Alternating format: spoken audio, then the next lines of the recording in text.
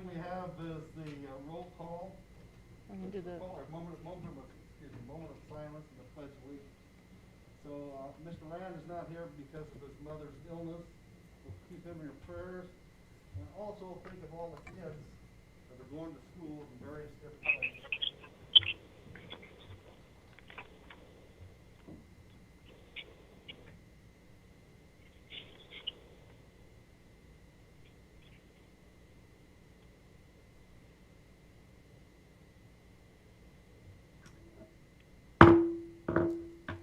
Pledge allegiance to the flag of the United States of America, States of America, and to the republic for which it stands, one nation, justice for all.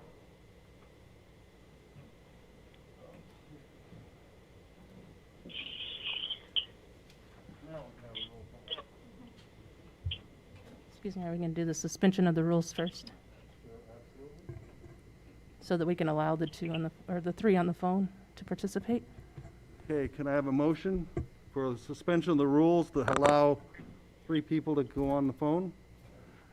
Okay, Kate, Ms. Blair, all those in favor? Aye. Opposed? Aye.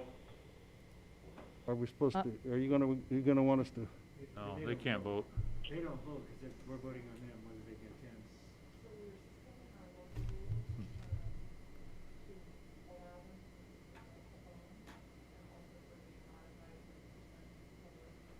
Oh, yes. That's also the modified in-person public. We're suspending that also. But do we take the roll call, I guess was the question on this. Yes, do we? All right, Okay, thank you. okay. I apologize.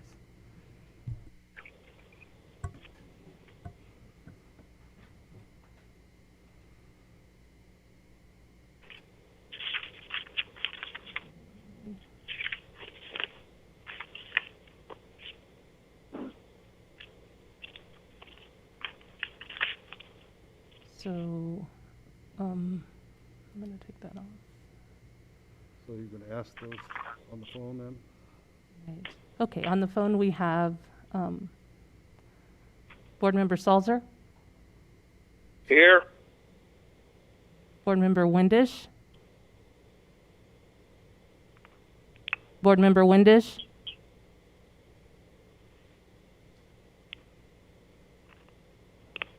Board Member Ricker. Yeah, did you push your button? Okay, thank you. And Board Member Daly. Here. Okay, 16 present, 2 absent. Thank you. Okay, no, I'm sorry. This is Now I the- have. Now we have the suspension of the rules, I'm sorry. We just, So did- we we just did that. So now we have citizen remarks. The Okay. first motion we The had first was roll call, correct? No, we had the suspension of the rules for both, to allow them on the phone plus the rules for the public input. Yeah. I had the roll call up first so that we would know who was present, and then now I have the suspension of the rules. Okay, I guess we will now do the motion for suspension Yes. of, to allow them to participate and also for our public that can't come in. So suspension of the rules for that. Again, Ms. Eden, aye, and Kate, second. Okay, now can we have a motion, or have a vote, please? All those in favor? Right. Yes. By the light. Everyone can use their buttons for the vote, and then I will call out the ones that are not here.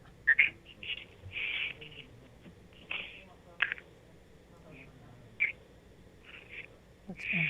I don't know. It's different than committee. So this is suspending our rules. So they actually Board Member Daly, Aye.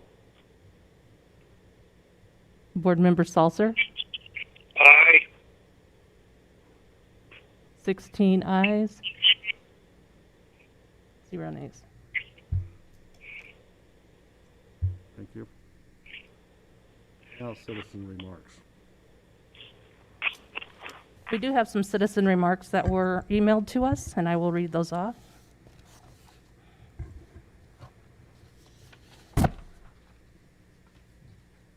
The first one is from Roberta English, the Executive Director of Wildlife Prairie Park. To whom this may concern, Friends of Wildlife Prairie Park urge you to support the purchase of the Union Pacific Trail Corridor from Bellevue to Farmington. This purchase and development of the recreational trail would greatly benefit Peoria County and all the municipalities along the trail, as well as businesses such as ours. The future plan is to connect the Hanna City Trail to the Yates-Dunfermline Line Trail in Fulton County and the Rock Island Trail in Peoria County. This trail would be an economic windfall and would draw individuals and families to the area. Currently, Wildlife Prairie Park hosts over 170,000 visitors to our park every year. We believe this trail would greatly enhance our visitors as well. Recreation, conservation, and education are the mission of Wildlife Prairie Park, and this trail fits right into getting individuals and their families active in the outdoors. The long-term strategic direction of the park is to make sure families are at the center of the services we provide. The trail would greatly enhance our mission as well as promote an active lifestyle, stimulate the local economy, and establish wildlife corridors. We urge you to support the acquisition of the rail corridor. Thank you.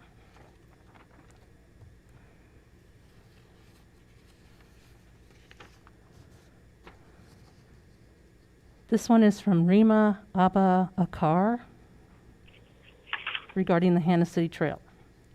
The Tri-County Regional Planning Commission supports the purchase of the Hanna City Trail Corridor and has been actively involved in the process of acquiring the land through grant applications and regional coordination. The economic and recreational benefits of the Hanna City Trail have the potential for vast ripple effects throughout the region. Area restaurants, shops, and lodging could benefit not only from local trail users, but from out-of-town hikers and bikers.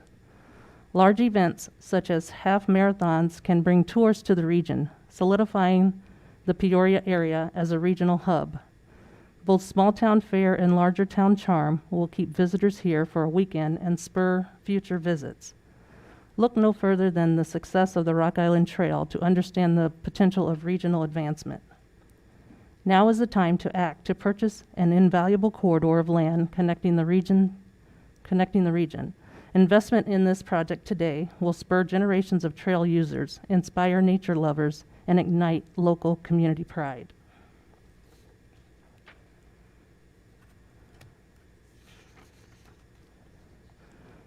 Joyce Blumenshine,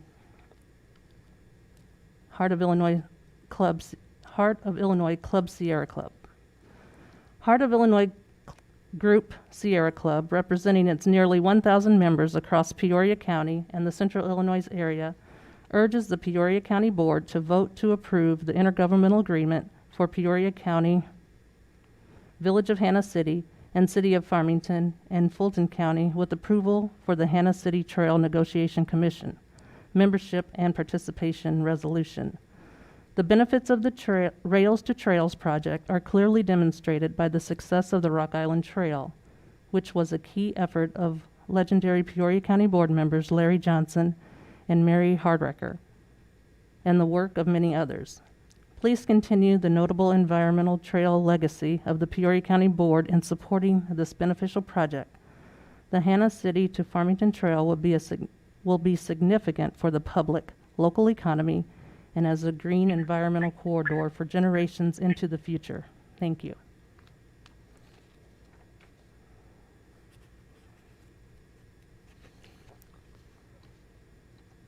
Elizabeth Cashman. Dear members, I write to question the rationale for the transfer of Headington Oaks residents to various facilities in the area before any loosening of the local lockdown. Number one, knowledge of COVID-19, a novel coronavirus, is still an ongoing process of discovery and analysis. In late April 2020, when the resolution to close Headington Oaks was approved unanimously, we were unaware of many facets of the virus and the way the disease manifests itself in the community. 2, the reopening of schools, restaurants, and retail stores, as well as managing inmates at the Peoria County Jail, conducting court hearings, visiting hospitals, gyms, and reorganizing offices are discussed in the public forum and frequently debated. 3. No continuing care plan was in place for the monumental change in the lives of the Headington Oak residents. They were simply relocated, and that was the end of that.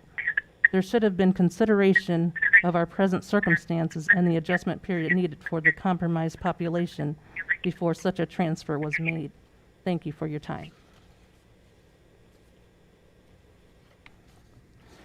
This last one is a petition that had gone out. It's from Brett Baker. My name is Brett Baker. I am writing on behalf of the Bike Peoria Board of Directors, as well as over 1,000 historic members, to encourage Peoria County in joining an intergovernmental agreement to secure 25 miles of public trail, known informally as the Hanna City Trail, from Union Pacific in the incoming months. I would also like to point the county board to over 1,600 other individuals across the region who have signed on to our Trail Advocates petition to support this intergovernmental agreement. And the petition that they signed reads as follows. We, the undersigned, are encouraging your board full support in entering into an intergovernmental agreement to secure funding and negotiate the Union Pacific to pursue the acquisition, improvement, and maintenance of the proposed Hanna City Trail as a public asset for our region's citizens to use. Quality public space is a hallmark of resilience and strong communities. Space for families to play, individuals to exercise, businesses to connect with customers, and to preserve the natural world from the fabric of our communities. Further, multiple-use trails are pennies on the dollar cheaper to construct and maintain compared to vehicle roadways, while offering more co-benefits that boost property values and public health. These facts are not up for debate. As a citizen and community member of Central Illinois, I value our ability to come together to achieve incredible things. This is our last opportunity to secure an incredible public asset for generations to come. If we fail to meet this moment, it will be lost forever. Thank you for your service and for your consideration of supporting an intergovernmental agreement to ensure we can build the Hanna City Trail. And this petition was signed by 1,719 people. And that is all for public Thank you, comment. Rachel. It's encouraged to get that much citizens remark. We haven't been getting it much lately, so it's encouraging. Let's go back to some proclamations we have. Sharon, you have a proclamation? Yes, please. Oh, absolutely. Thank you, Jimmy. I appreciate that. Let's do a motion then for Jimmy's the first, and I have a second of Paul on the minutes from July 9th, 2020, County Board minutes. Okay, any discussion, corrections, additions? Seeing none, all those vote then. Gonna have to get me here, Rachel. Mm-hmm. Board Member Salzer? Aye. Board Member Daly? Aye.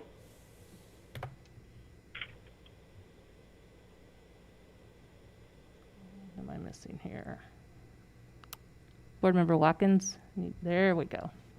16 ayes. Okay, now Sharon, we'll have the proclamation.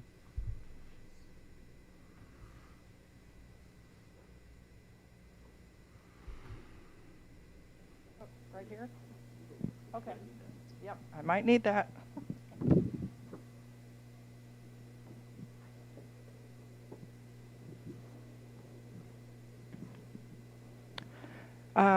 This is for Community Workshop and Training Center 60-year anniversary proclamation.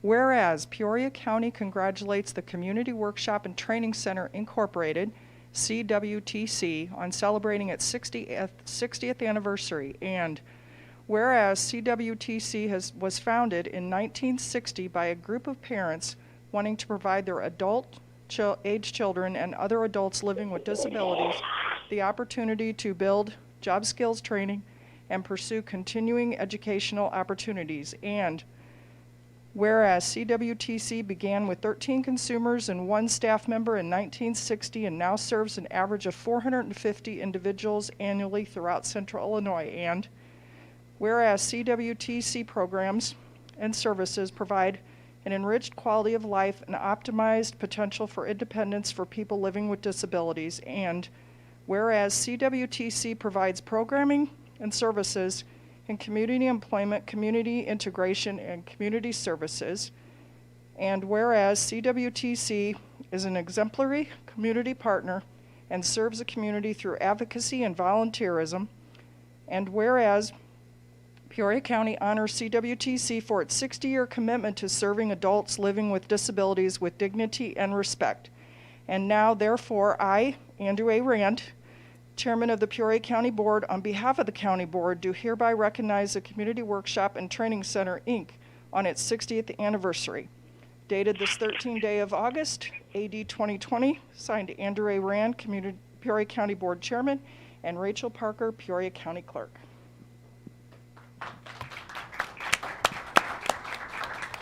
So we will always remember our 60th anniversary, right? Because 2020 and the year of COVID. So how will we ever forget that? Just thank you. We've worked with a lot of you in the room. You've been very supportive of us throughout the years. Particularly the Care and Treatment Board, which we received funds from, been very supportive of our organization. So just thank you to everybody. Thank you for this recognition, and thank you for supporting adults with disabilities in Central Illinois. Thank you.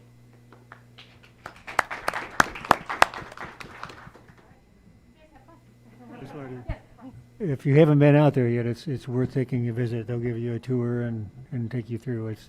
It's been a few years since I've been there, I have to confess, but thanks so much for all you do for the community. Hey, Mr. Ricker for LaCoilus Reed. Mr. Fennell, Yes, sir. I just want to echo Patty.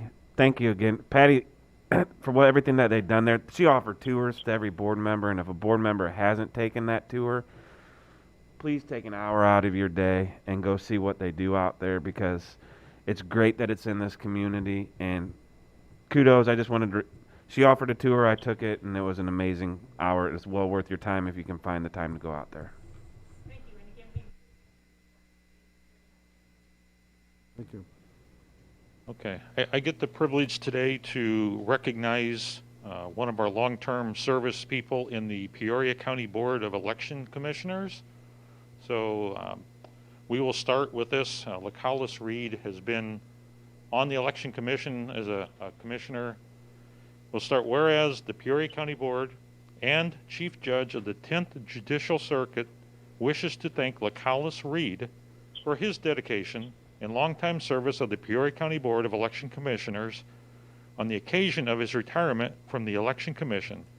And whereas LaCoilus Reed was appointed to serve as one of 5 original commissioners of the Peoria County Board of Election Commissioners when it was formed in 2015.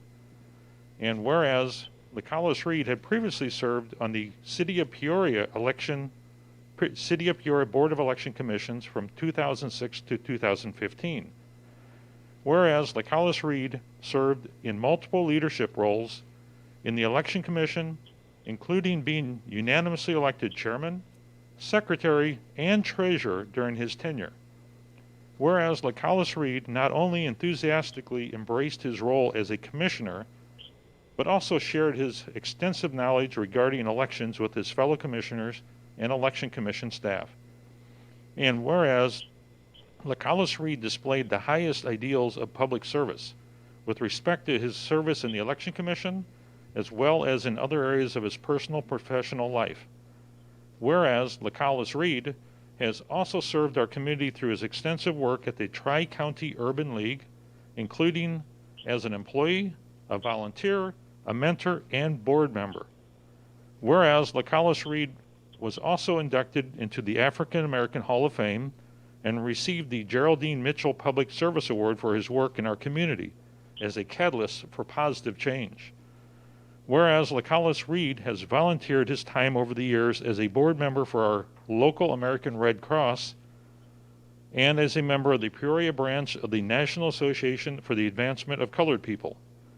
Now, therefore, we, Andrew A. Rand, Chairman of the Peoria County Board, and Paul P. Gilfillan, Chief Judge of the 10th Judicial Circuit, on behalf of the Peoria County Board and Peoria County Board of Election Commissioners, do recognize the significant contribution of Lacalis Reed's time and effort and expertise through his service as a commissioner of the Peoria County Board of Election Commissioners for the last 5 years, as well as the previous 9 years of service on the City of Peoria Board of Election Commission. Dated this 13th day of August AD 2020, Andrew A. Rand, Peoria County Board Chairman, Paul P. Gilfillan, 10th Judicial Circuit Chief Judge, Rachel Parker, Peoria County Clerk. So Lacalis was not able to be here tonight. I think he is watching online, so we give a hand to him and all of the great service, and we'll make sure he gets this proclamation. Thank you, Mr. Rickard. Can I have a motion for the consent agenda? Kate and Mr. Elsesser? Okay, any comments? Anyone want to pull anything? Or before we go? Sorry, who did the motion? Kate did the motion, Mr. Elsesser seconded.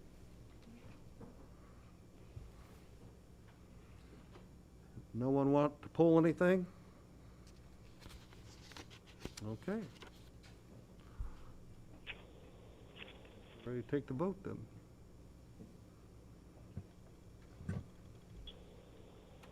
Board Member Sulzer? Aye. Board Member Daly? Aye. 16 ayes.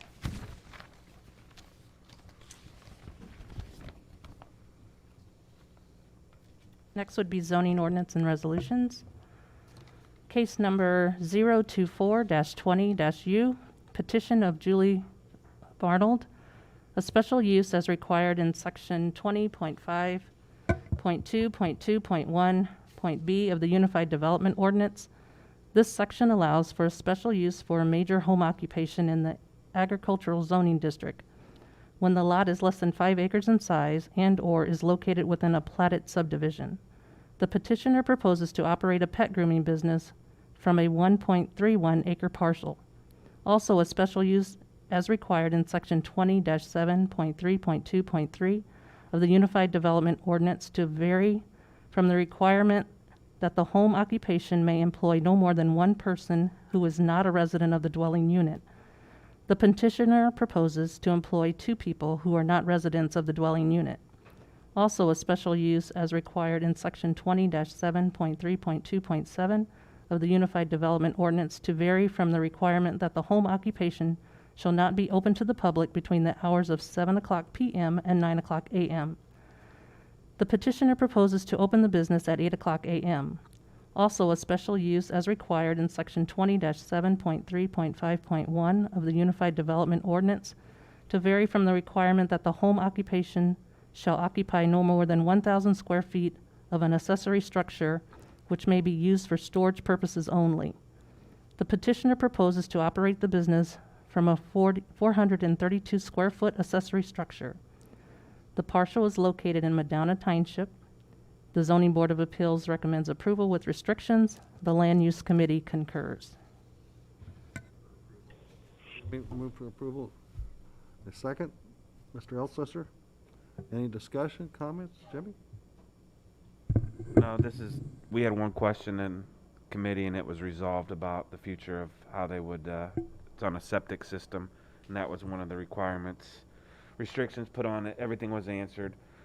This is a good use. It stays with the property owner, so if the property owner would ever leave, her allowing to run a business on it would have to come back for the board, so, or a new owner would be, so I would recommend for a unanimous vote. Okay, any further questions? Okay, please vote. Board Member Sulzer? Aye. Board Member Daly? Aye. 16 ayes, 0 nays.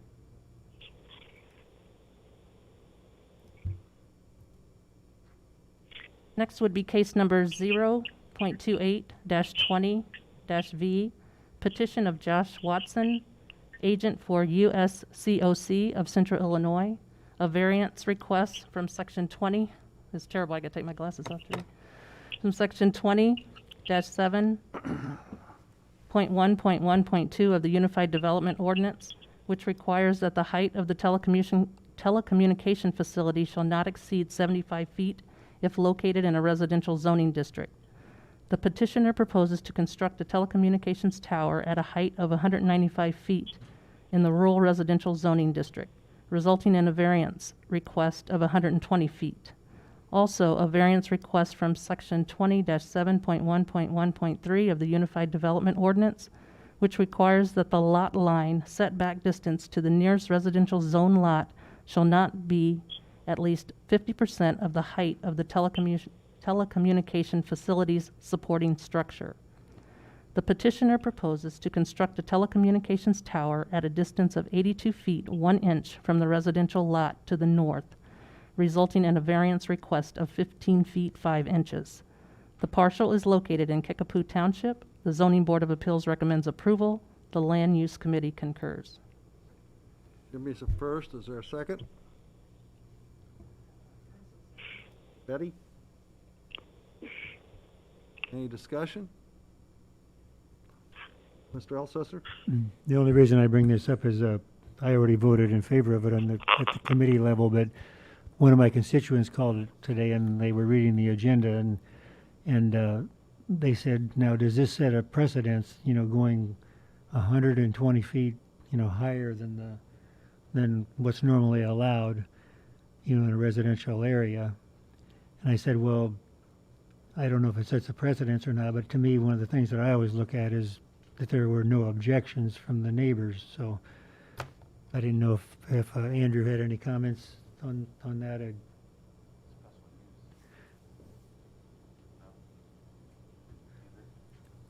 I mean, I'm not against it. I just wanted to ask you if several other people came and other parts of the county and asked for the same special use or variance. It's a Right. This particular case, variance. I mean, this particular case did not have any objections. right.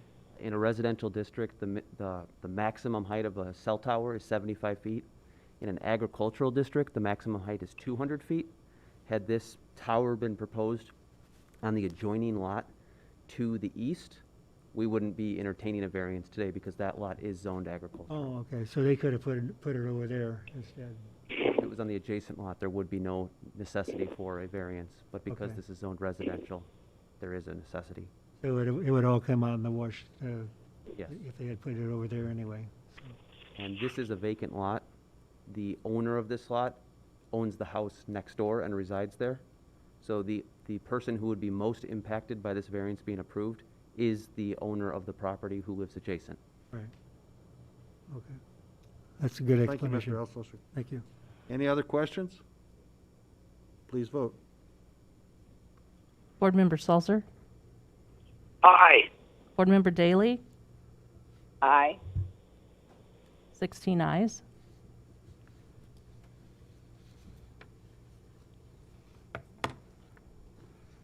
Next is a resolution from your Executive Committee recommending approval of an intergovernmental agreement between Peoria County, the City of Farmington, Fulton County, and Village of Hanna City for the formation of the Hanna City Trail Negotiation Commission.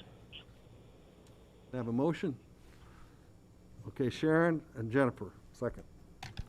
Okay, I think we'll have a little discussion. This came out of Executive Committee, and one of the purposes for the county is to have a governmental body to be able to go for grants. There's a better possibility of getting the grants. And there also, Mr.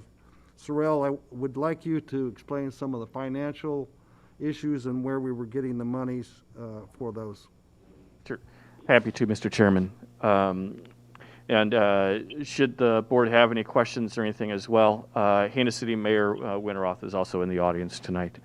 So as the agenda briefing states and as we discussed at Executive Committee, This is an intergovernmental agreement between the four units of local government that are listed. It's for the purpose of starting the process or culminating the process to acquire 24.7 miles of Union Pacific Railroad right-of-way. That right-of-way has been actively been rail banked with the U.S. Surface Transportation Board for a number of years. The tracks have been removed by Union Pacific, so it really is just the rail bed at this point. It was used many decades ago for a single purpose when western Peoria County and portions of Fulton County were being actively strip mined for coal. This was used to get that coal that was being extracted back to the Union Pacific main line, which in our county runs north to south and intersects along Kickapoo Creek Road. The advocates have been working together for many, many years. Board Member Williams is one of those advocates. Is almost her entire tenure on the county board. She's been working on this project. IDNR, on behalf of the four governments and the advocates, has been filing those Surface Transportation Board applications to rail bank the right-of-way once every 6 months for many, many years. The last time we did so, the federal government came back to us and said, you guys need to make a decision. We're allowing you one more notice to rail bank, and if you can't successfully get things organized and gather the money to acquire the right-of-way, we will release the rail bank. What we have the ability to do here is also apply for grant money that will fund 80% of the purchase price once we've gone through the appraisal process. And that's a federal grant. The remaining 20% is required to be a local match. There is a state grant that is also in the works that could cover half of that local match. What the agreement before you tonight does is creates a commission whose sole purpose is to negotiate and finalize a purchase agreement with Union Pacific, be the recipient that Tri-County Regional Planning Commission applied for, so Tri-County is also involved, be recipient of those federal funds and potentially the state funds if successful there. Should the state grant not be successful, the county's share of the local match is $170,225.80. That would be cut in half if the state grant application is successful. What we're doing tonight, the resolution authorizes Chairman Rand to execute the intergovernmental agreement. It appoints Member Williams as your representative to the commission, appropriates up to $175,000 from the County State Capital Improvement Fund as a pledge of our commitment to the project, and urges the other local governments that have not yet voted on the intergovernmental agreement to adopt it and appropriate their proportional share of the local match. The source of the county funds, as I said, is the County State Capital Improvement Fund. That is more commonly known around the horseshoe as the Keystone Fund.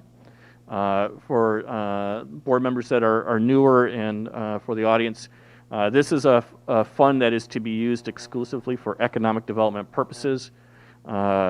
Several years ago, when Keystone Steel and Wire was in financial hardship, state legislators worked to award the county 4 grants, each being $2.5 million for a total of $10 million, which we then loaned to Keystone.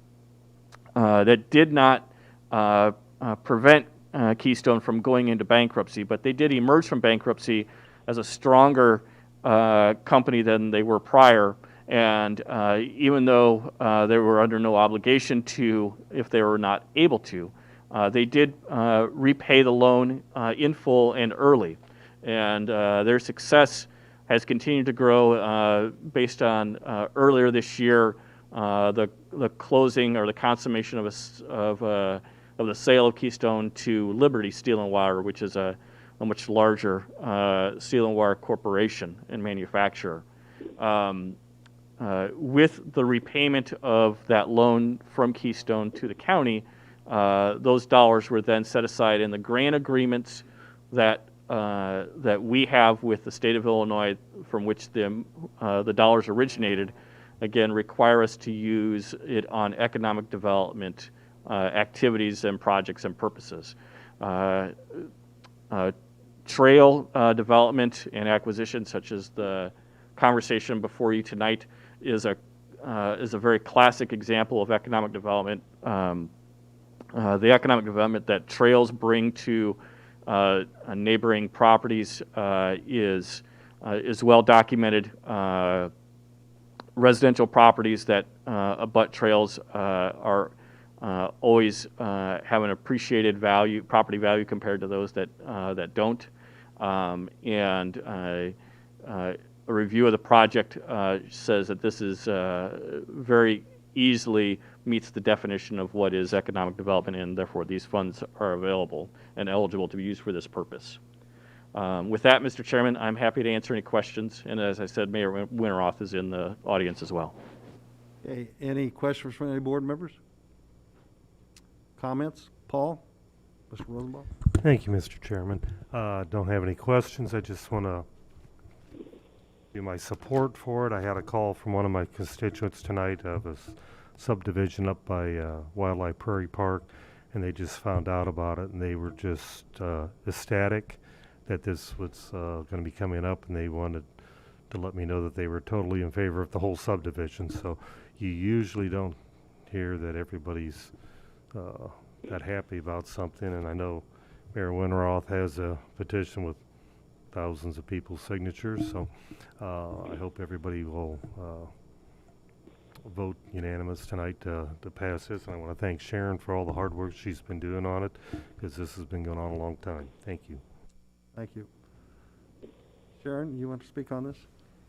Well, I know my name's been mentioned a couple of times, but there are so many on this committee that's worked really hard for this. We've had the highway department involved, we've had planning and zoning involved. They've been representative at those meetings as well. So I did want to recognize their hard work on this project. I got several calls on this. I got several emails, and they were all in support of this project. I mean, this is just an economic windfall, I think, for that part of the county. And so I urge everyone to support this project. Thank you. Jimmy? I just want to thank Sharon, Paul's neighborhood, and the persistence of Mayor, his town, and some of these small rural towns that see the value in this. Our staff, you're going to see a lot of people come to the table and try to say, oh, you know, we were for this. This was a small group. I remember seeing Sharon having meetings ever since I started working with her, people coming in to try to figure out, is there a grant here? What can we do to do this? Can we raise money this way? We have to do this. So to be here tonight, there was a group of dedicated people that were persistent, a core group that was persistent of figuring out a way to get here. So hats off to you, Mayor, for bringing this to your community. I'm proudly support this. This is good economic money. We talk about healthy living, get people out walking. So this is a good use of it. So, but kudos to you, kudos to Sharon, Paul, for getting this done. I know Sharon's worked tirelessly on this meeting. College students, biking groups, anybody that was willing to listen, to educate, to talk to people. I know Mayor did that too. Anybody that wanted to talk about it, they were meeting at any time to make this happen. So there was just a group that said, I want to see this and I believe it, and they kept going through it even when they kept getting told no or there was no answer, and now we're here. So good job. Anyone else? Mr. Elsesser? Yes, this is a very worthy project. I just had a couple of questions. You said the estimated cost is the figure you have here. So you got it that has to be nailed down yet with the railroad. Number one that's my first question. And number two, once all the partners pass their funding share, about how long do you think it'll take to get the grant specifics back from the Sure. federal government? So Tri-County Regional Planning Commission is the federal grant applicant. Mayor, do you know the timeline on when Tri-County might hear back? Actually, the Tri-County Regional Planning Commission applied for the grant in the name of the Village of Hanna City. So we plan to hear back from the grant in October. That is the typical timeline of when they are awarded. And if that is awarded in October, then we will be applying for the state grant in January to take care of the 10% of the match. So far, the Village of Hanna City has passed it unanimously for our intergovernmental agreement. The other two communities have it on their agenda for their next meeting. So, as it relates to the purchase price, Member Elsasser, this is what the estimate is based on what we put in the grant application. There does need to be appraisal work that would have to be done to finalize that purchase price. And then the Surface Transportation Board does play a role as well. They've got to sign off on it. Okay, Kate? I just want to say that I'll be enthusiastically supporting this. I'm looking forward to another place to ride bikes. I think all of us are probably doing more outside these days. I know our family has. Also, I just want to say that, if anyone has any doubts about the economic development that can happen around a trail, just go look at Peoria Heights and Junction City that are closer to my neck of the woods. So I think it'll be a wonderful thing for this area. Mr. Ricker? Not to be a broken record, but I want to also endorse this. I have a perspective. My district has the Rock Island Trail that comes through a portion of it, very highly traveled. I also, in a previous location when I lived in Pennsylvania, we had the Appalachian Trail, a very more of a natural trail, and it was a real attraction for people, community. So I personally have lived by two different trails, and I've seen the growth. So I have personal experience, and I'm a strong proponent of this one. Thank you. Anyone else? I also had some phone calls supporting this, and I will support it. I've lived along the river, and I've seen a lot of people outside on the river doing activities, but that's certainly dwindled, and more people are going into the bicycling and trails, so I will support this. Okay, no other questions? We will call the roll then. Please vote. Board Member Salser? Aye. Board Member Daly? Aye. 16 ayes.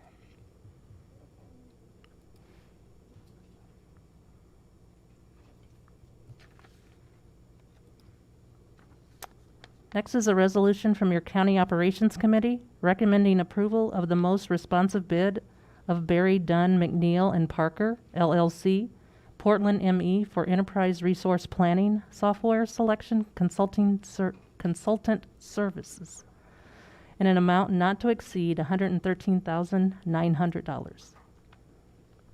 Mr. Renault's motion. Ms. Allison, second. Discussion. Rob, do you want to give any comments, or? Well, Mr. Schruell. Thank you, Mr. Chairman. So for the benefit of the audience and those board members that are not on County Operations Committee, this is a procurement award for consulting services for Enterprise Resource Planning, or ERP, software consulting. An ERP software system is a holistic an integrated suite of business applications, in our case, which includes all components of our finance software, which would be budget, banking, accounts payable, accounts receivable, procurement, fixed assets, human resources, including job applicant center and HR tracking. It would also include time and attendance.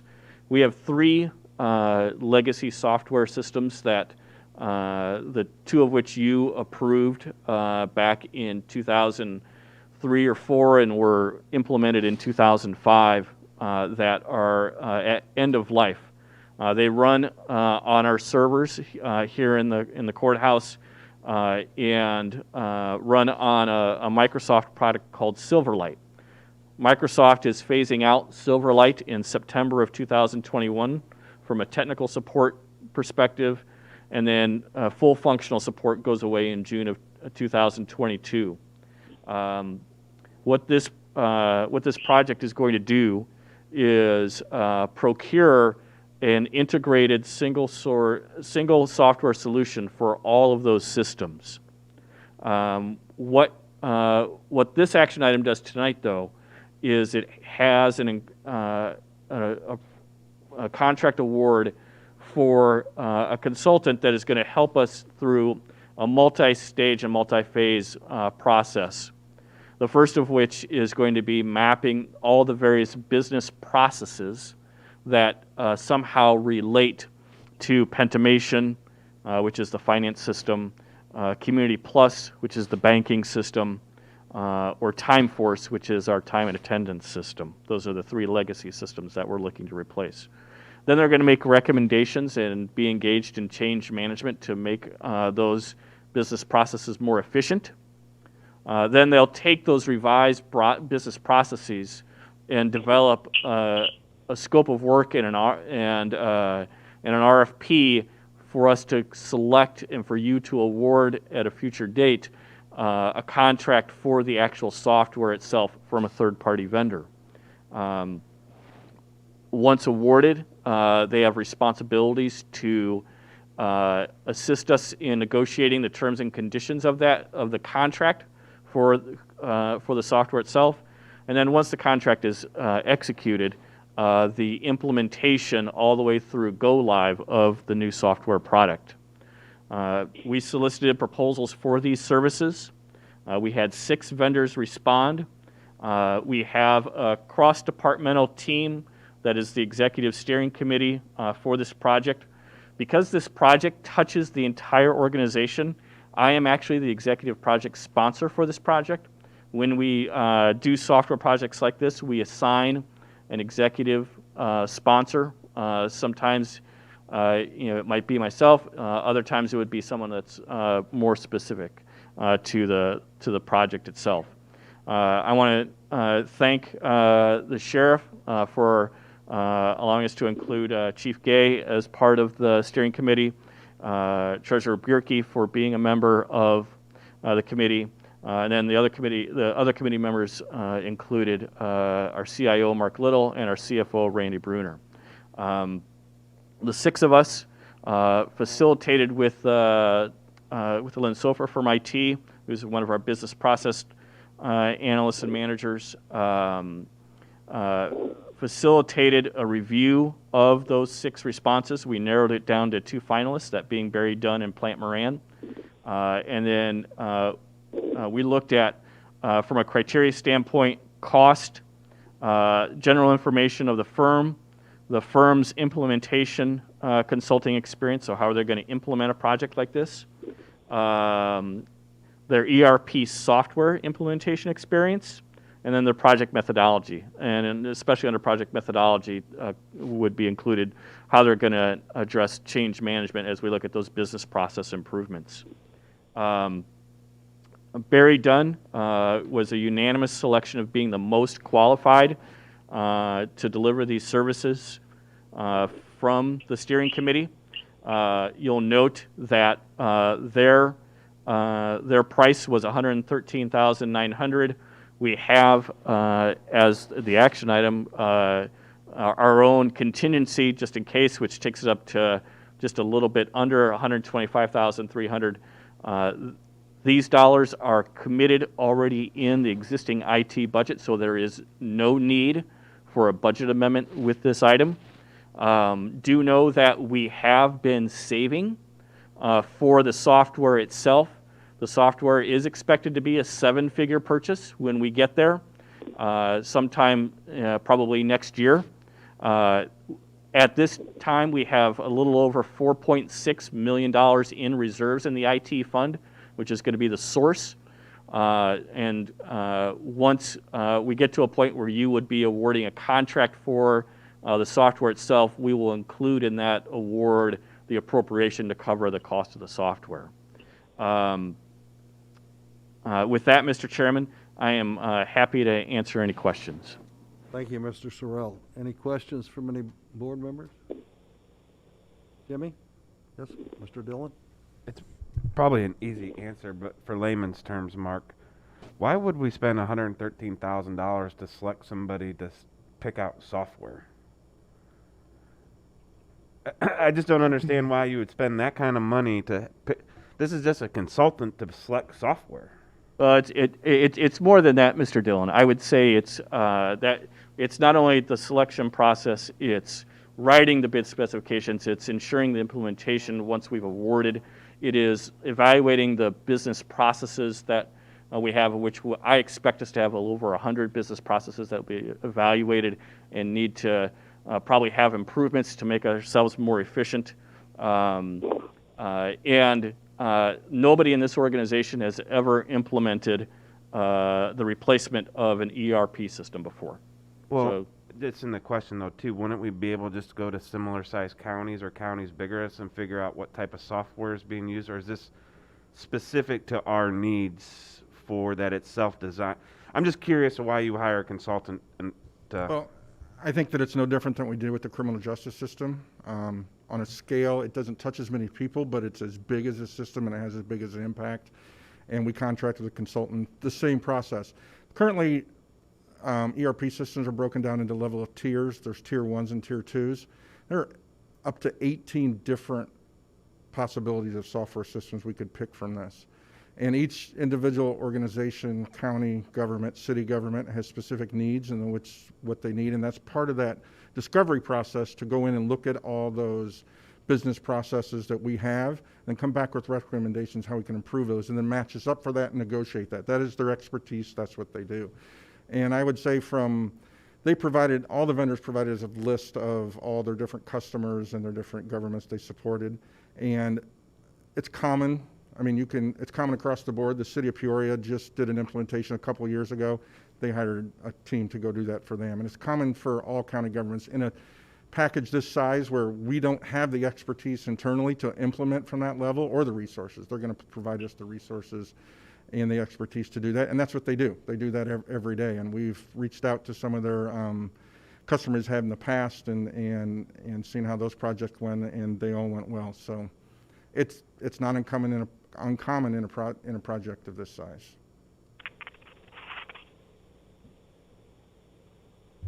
Mr. Elsesser?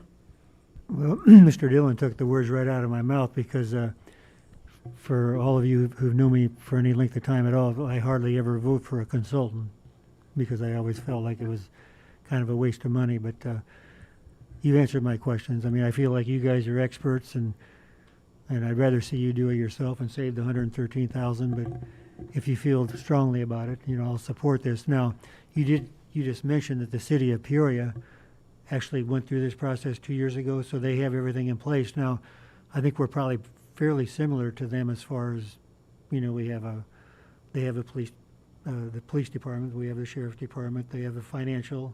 Mm-hmm. I mean, so there's a lot of things that are common, with public works and different things. So why couldn't we just go down there and say, what did you guys get? Can't we just, copycat off you? I think the difference between city and government and county government defines that. They did it for a very specific need that they needed it for, and they have specific modules that they implement for that, and we have different needs for that. Plus the fact, we have a large criminal justice system. We have the tax system. Our finance system integrates with multiple systems in the organization. So we have to find something that sits in the middle of all those pieces of software that run around that feed financial data back and forth between that. So every county, even though we're all counties, we're all cities, we're all unique in what we do in specific ways and what other systems we run, and we'll find the best system that works best for the taxpayers of Peoria County. Okay. And Scott, this is it, right? I mean, they're not going to come back 3/4 the way through the project and say we need a little more to finish. Would that So- be accurate? So these costs are the phase one costs, which get us through the procurement of the new software itself. Phase two is the implementation, and that'll be driven by the value and the scope of the implementation itself. So that'll be a second action item that comes back once we're ready to award a contract for the software itself. So that may or may not be another 113,000 or less than that, or we don't know. It'll be significantly more than that. Oh, As an example, in the criminal justice system, we spent about $1 million in consulting to get that system in. I'm estimating the phase two of this to be between another 400 and 500,000. But they will provide multiple resources in the multiple paths in all the business processes to get this done in a timely manner. So. now I'm starting to waver here. Mr. Because I was assuming that this was, the way you had described it, I thought it was through implementation and I must have misconstrued what you said. So the contract award itself is through implementation and go live. But there is a phase two cost that'll be driven by the number of business processes, the software that you award through that separate procurement, which is identical to how the criminal justice project proceeded. Okay, Mr. Renault? I just want to say this isn't uncommon when you're developing software or using software on this kind of scope. And when we're looking to invest 7 figures in the actual software, we want experts to guide us through that process. If not, we're going to end up with a product that may not interface with all of our other systems that we use, and we're going to lose efficiency within our organization, and then we're going to spend 7 figures on something that is going to be subpar. So I think this is almost like an insurance policy to make sure that we're going to invest that 7 figures wisely. Thank you.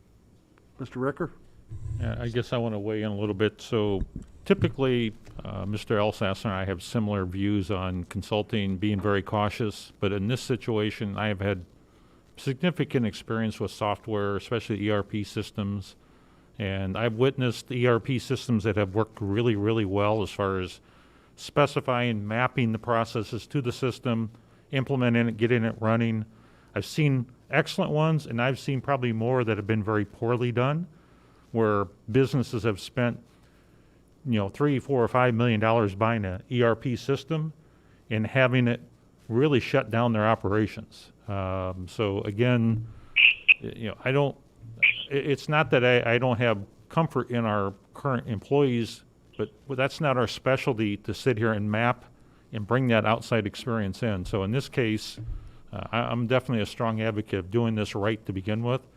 Otherwise, we may spend a couple $1 million putting in a package that makes everybody frustrated, doesn't work, and then we'll spend more money trying to fix it, address it after the fact.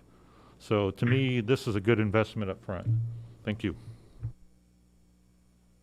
Anyone? Mr. Elsesser? Well, since I'm at the bottom of the totem pole with technological expertise, I'll defer to the experts. So. Okay, seeing no other hands, let's vote. Board Member Salzer? Aye. Board Member Daly? Aye. 16 ayes. Okay, miscellaneous announcements. We'll start here. Betty? I'd like to. Do you have your mic on? Yeah, I have it on, yeah. I'd like to congratulate Linda Daly for being named the Peoria Historical Society, by the Historical Society, for winner of the Andre De Tony Award for Outstanding Community Service. Thank you. Yeah. Very good. I hope Linda was able to hear that. I don't know. Is she still I on? did. Thank you very much. Kate? Paul? Sharon? I just wanted to thank my fellow board members for supporting the Hanna City Trail. We're not there yet, but we're getting close to the end here. I hope that we can make this project work and we can secure the grant, and maybe this time next year we'll have ourselves a trail. Mr. Renault, I kind of overlooked you sitting back there. Nothing? Okay. Brandy? No? Miss Blair? Jimmy, yes. I just wanted to, I know sometimes it's too easy to get bogged down on the negatives when you open up the paper and see about this business closing or this business closing, but I just wanted to highlight today that you saw, I know Chris said he's one of the biggest cheerleaders of the town, but natural fiber welding, I know they keep talking about it, but for them to sign a deal with Ralph Lauren to get to where they're at and be basically a talk of a stock market. Papa Shots was recently announced as one of the fastest growing companies. They recently were located here, and Scott would know the statistics better, but you're also looking at Rivian hiring people, and when Mitsubishi was there, I think half the workers lived in the Peoria area that drove there because it's a regional and it's a short drive. So there's a lot of things on the up and up. There was a company in Pekin that was talking about hiring 90 people.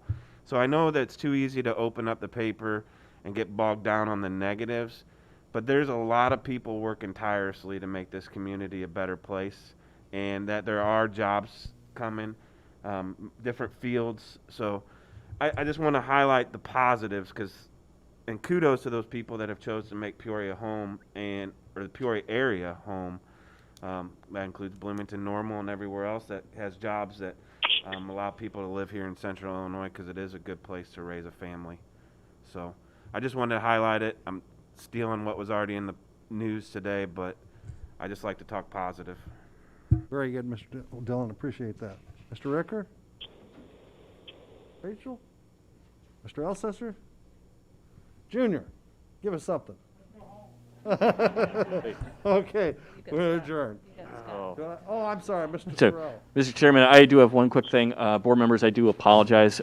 We inadvertently neglected to put the emergency declaration extension on the agenda tonight. So that does need to be done so that we can continue to be eligible for federal emergency disaster relief funds as it relates to COVID. We'd like to, and we'll work with the State's Attorney's Office and the clerk, we'd like to do a quick WebEx board meeting, ideally Monday or Tuesday, so that we could get that done so that we don't lose the opportunity to receive federal and state funds as it relates to our response to COVID. Thank you. Okay, no other hands? All right, we are adjourned. Thank you.